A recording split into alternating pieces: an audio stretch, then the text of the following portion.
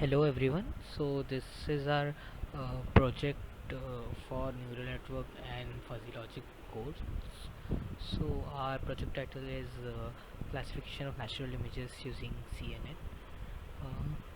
The motivation for our project is usually for people do classifiers for two or three classification like cats and dogs, but for a more realistic approach, we have taken variety of natural images like airplanes, car, etc., and try to classify it, which is a more tedious task than classifying just two classes. So let's look at the code. We have used Google Colab platform for implementing this models, and so firstly mounting the drive and importing our required libraries, Keras, etc. Now let me tell you about the data. So first of all, we have taken the data from the Kaggle website, the natural images dataset, which is a dataset of 6899 images belonging to 8 different classes: airplane, car, cat, dog, flower, fruit, motorbike, and person. So these varying number of files in each classes, and this is a whole data set of 689 files, not divided into training or validation or test, etc. So we have done that division manually. So each class, we have taken the images, and approximately 80 is to 20 we have divided as training and validation set. Finally obtained 5 to 2 images in the training set and 1377 images in the validation set. For testing purpose, we have taken unseen images from web scraping method and collected 20 images in each class.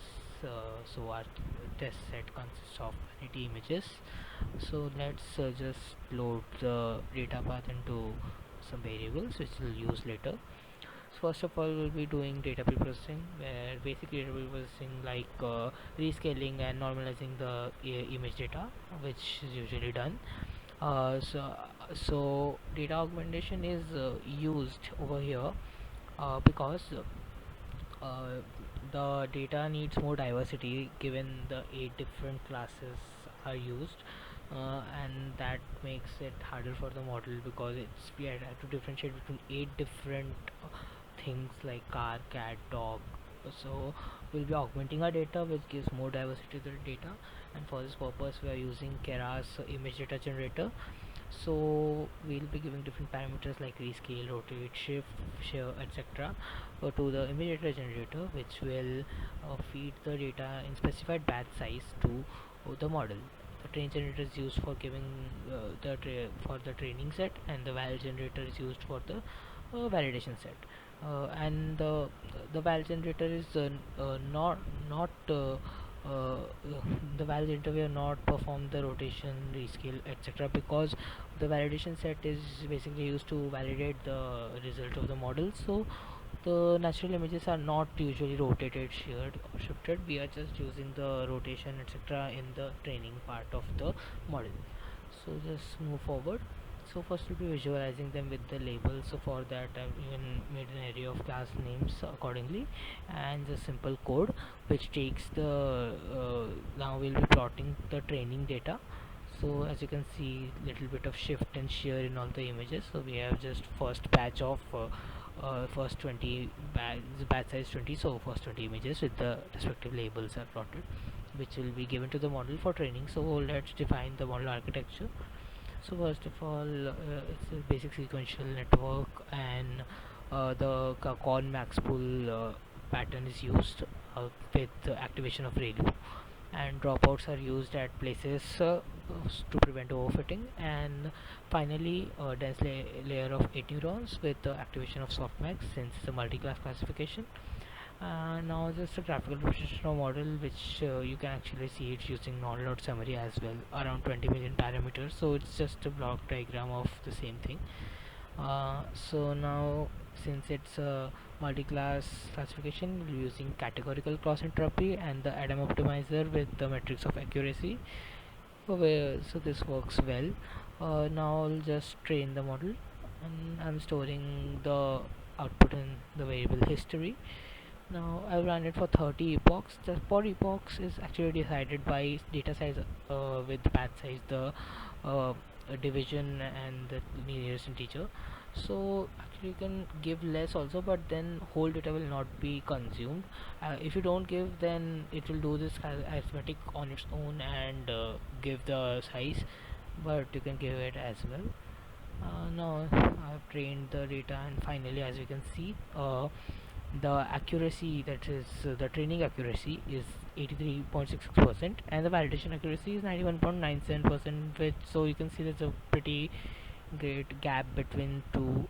So let's just plot the training and validation loss and accuracies, and you can see it's not converging very well, and it's neither overfitting, it's basically on the overfitting part, but it's pretty much good model. So we can now, the how are we going to test it? Basically on our test data that we had convert got, got from web scraping. So let's just load, like, yeah, you should always save your model, which I have saved over here, because this training process takes quite a lot of time, and then you don't have to run it again and again.